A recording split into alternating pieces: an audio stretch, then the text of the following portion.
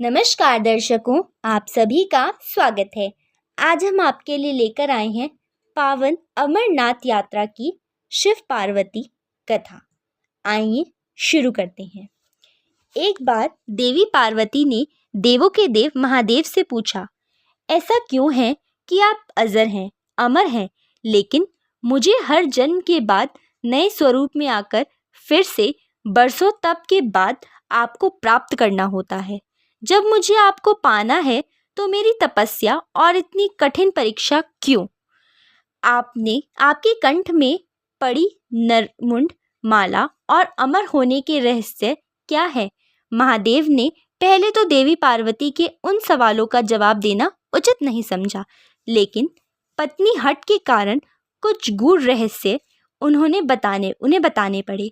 शिव महापुराण में मृत्यु से लेकर अजर अमर तक के कई प्रसंग हैं, जिनमें एक साधना से जुड़ी अमर कथा बड़ी रोचक है, जिसे भक्तजन अमृत की कथा के रूप में जानते हैं।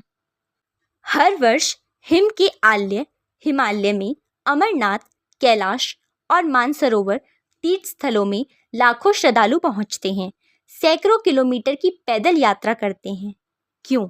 यह विश्वास यूं ही नहीं उपजा। शिव के प्रिय अधिक मास अथवा आषाढ़ पूर्णिमा से श्रावण मास तक की पूर्णिमा के बीच अमरनाथ की यात्रा भक्तों को खुद से जुड़े रहस्यों के कारण और प्रासंगिक लगती है। पौराणिक मान्यताओं के अनुसार अमरनाथ की गुफा ही वह स्थान है जहां भगवान शिव ने माता पार्वती को अमर होने का गुप्त रहस्य बतलाया था। उस दौरान वहां उन दो दिव्य ज्योतियों के अलावा तीसरा कोई प्राणी नहीं था, ना महादेव का नंदी और ना ही उनका नाग, ना सिर पर गंगा और ना ही गणपति कार्तिकेय। गुप्त स्थान की तलाश में महादेव ने अपने वाहन नंदी को सबसे पहले छोड़ा। नंदी जिस जगह पर छूटा उसे ही पहलगाम कहा जाने लगा। अमरनाथ यात्रा यहीं से शुरू होती है। यहाँ से थोड़ी आगे चलने पर शिवजी ने अपनी जटाओं से चंद्रमा को अलग कर दिया। जिस जगह पर ऐसा किया वह चंदनवाड़ी कहलाती है। इसके बाद गंगा जी को पंचतरणी में और कंठाभूषण सर्पों को शेषनाग पर छोड़ दिया। इस प्रकार इस पड़ाव का नाम शेषनाग पड़ा। अमरनाथ यात्रा में पहलगाम के बाद अगला पड़ाव है गणेश टॉप। मान्यता है कि इसी स्थान पर महादेव ने पुत्र गणेश को छोड़ा। इस जगह को महागुणों का पर्वत भी कहते हैं। इसके बाद महादेव ने जहाँ पिस्सू नामक कीड़े को त्यागा वह जगह पिस्सू घाटी है। इस प्रकार महादेव ने अपने पीछे जीवनदायिनी पांचों तत्वों को स्वयं से अलग किया। इसके पश्चात पार्वती संग एक गुफा में महादेव ने प्रवेश किया। कोई तीसरा प्राणी यानी कोई व्यक्ति, पशु या पक्षी गुफा के अंदर घुस कथा न को ना सुन ले, इसलिए उन्होंने चारों ओर अग्नि प्रज्वलित कर ली। फिर महादेव ने जीवन के गूढ़ रहस्य की कथा शुरू कर दी। कथा सुनते सुनते देवी पार्वती को नींद आ गई। वह सो गई और महादेव को यह पता नहीं चला। वह कथा सुनाते रहे। यह कथा इस समय दो सफेद कबूतर सुन रहे थे और बीच बीच में गूं गूं की आवाज निकाल रहे थे। महादेव को लगा कि पार्वती मुझे सुन रही हैं और बीच बीच में हुंकार भर रही हैं।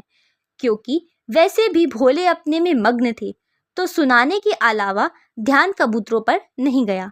दोनों कबूतर सुनते रहे। जब कथा समाप्त होने पर महादेव का ध्यान पार्वती पर गया तो उन्हें पता चला कि वे तो सो रही हैं। तो कथा सुन कौन रहा था? उनकी दृष्टि तब दो कबूतरों पर पड़ी तो महादेव को क्रोध आ गया। वहीं कबूतर का जोड़ा उनकी शरण में आ गया और बोला, भगवान, हमने आपसे अमर कथा सुनी है। यदि आप हमें मार देंगे तो यह कथा झूठी हो जाएगी। हमें पथ प्रदान करें। इस पर महादेव ने उन्हें वर दिया कि तुम सदैव इस स्थान पर शिव व पार्वती के प्रतीक चिन्ह में निवास करोगे। अंततः कबूतर का यह जोड़ा अमर हो गया और यह गुफा अमर कथा की साक्षी हो गई। इस तरह इस स्थान का नाम अमरनाथ पड़ा। मान्यता है कि आज भी इन दो कबूतरों के दर्शन भक्तों को होते हैं।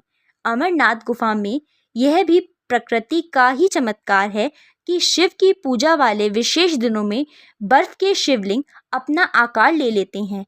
यहाँ मौजूद शिवलिंग किसी आश्चर्य से कम नहीं है। पवित्र गुफा में एक और माँ पार्वती और श्री गणेश के भी अलग से बर्फ से निर्मित प्रतिरूपों के भी दर्शन किए जा सकते हैं। उम्मीद है आपको यह कथा पसंद आई होगी। आप कथा को लाइक करें, शेयर करें, चैनल को सब्सक्राइब करें। धन्यवाद।